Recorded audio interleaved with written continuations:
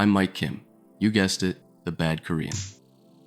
As a Korean American born and raised in Los Angeles, there was always an expectation that I should know Korean. The problem is, I don't. Now, I won't completely sell myself short.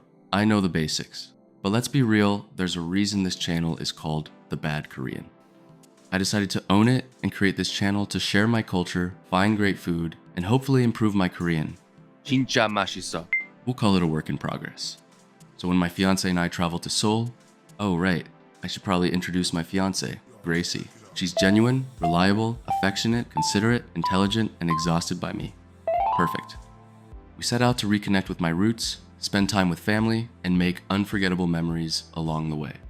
Seoul has so much to offer, and it's easy to see why people from all over the world come here. We explored everything from raw crab and Korean barbecue to KBO baseball, royal palaces, cat cafes, botanical gardens, popular attractions, trendy shops, and so much more. Every day felt like a new adventure. We spent 8 days in Seoul, and somehow it still wasn't enough.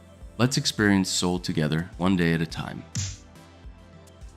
Today is mostly a travel day. Gracie's mom Maria joined us, as well as my parents. Since my Korean is bad, we relied on my parents to help us get around and feel comfortable. We flew with Air Premia, which offers direct flights from LAX to Incheon. We decided to spend a little extra for Economy Plus, which came with priority boarding, extra legroom, and seats that recline further back. Definitely worth it for the 14-hour flight.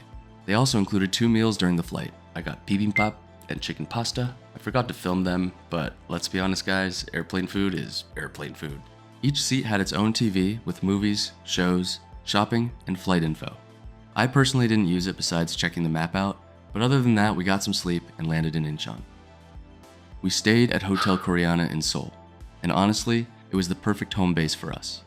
The rooms were clean, comfortable, and the shower pressure was surprisingly amazing, which is definitely a plus.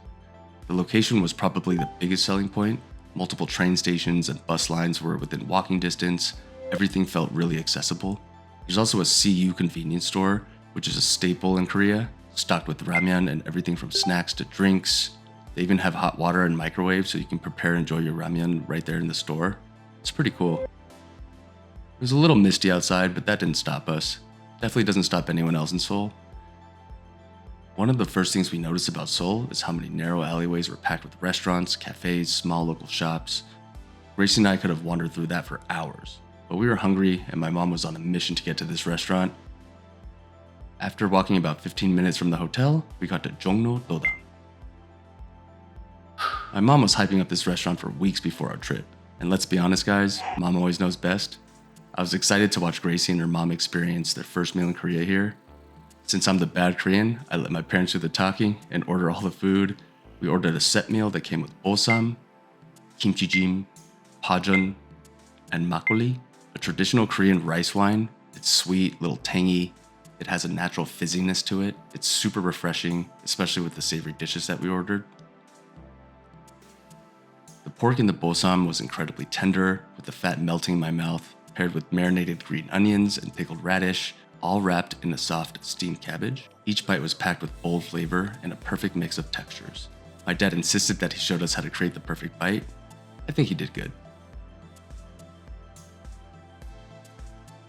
The kimchi jjim featured tender, fall-apart pork simmered in a rich, tangy kimchi broth.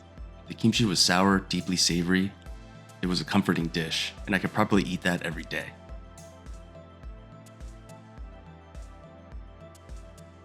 The pajeon was crispy, packed with fresh green onions. There was a dipping sauce on the side with some chili peppers.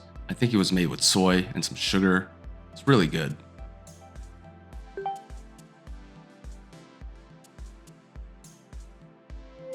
It was a great meal after a long day of traveling, that's for sure. After that incredible meal, we made our way back to the hotel, wandering back through the alleyways and soaking in the charm of the local shops. One thing we realized was how much walking we had to do. Make sure to bring some comfortable shoes. You'll be on your feet a lot. I think I lost 5 pounds just from walking, guys. That's a wrap for day 1. A lot of travel, but it's day 1. I'm glad we had a great meal at the end of it. It's time to get some sleep and prepare ourselves for the next day.